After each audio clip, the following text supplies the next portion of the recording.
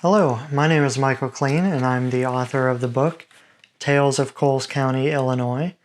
A new edition just came out very recently, and in these videos I'm going to be reading from a selection from each of the three books that make up the book. Book one is Tales of Coles County, the original book. It's a series of historical nonfiction stories that take place during some of the more dramatic events in Coles County history. The second section is for legends and lore, ghost stories, folklore, sordid legends, that kind of thing. And the third and final part of the book is the hidden history of Coles County. There's a lot of true crime in there, a lot of information about ghost towns in Coles County, some of the more unusual and interesting events in Coles County history will be part 3. So what I'm reading today is a section from the second part of Tales of Coles County, the Legends and Lore. This is actually a new section that I added. I did a lot of research to find some new stories, some new ghost stories from Coles County, and I hope you enjoy it. This is the Lafayette Avenue Ghost. In the winter of 1907 to 1908, a black-shrouded ghost startled residents of Mattoon's west side. It began in December 1907, formerly a time of year when ghost stories were popular, when residents noticed a diminutive figure dressed head to toe in a woman's dress or gown, face covered with a hood, appear on the south side of Lafayette Avenue near 23rd Street around 7 p.m. At least 3 times a week for several weeks, the figure walked west to 24th Street and back before vanishing as mysteriously as it appeared. Then, as now, this was a sparsely populated neighborhood north of the Peoria, Decatur, and Evansville Railroad. In the Journal-Gazette, one man described being followed by the ghost, which emerged from the shadows behind a tree late at night.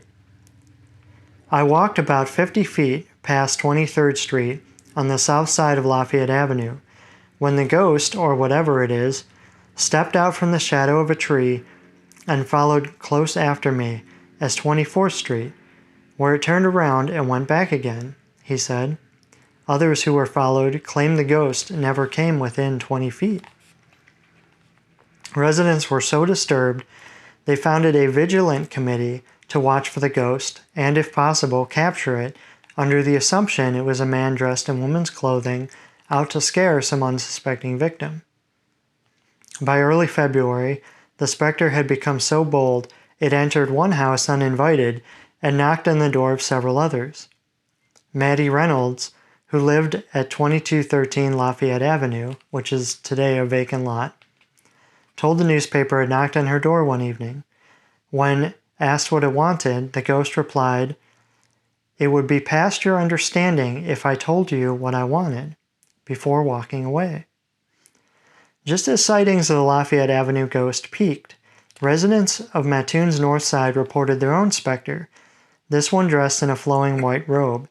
It appeared in the North Park neighborhood late at night and early morning, chasing unsuspecting passers-by.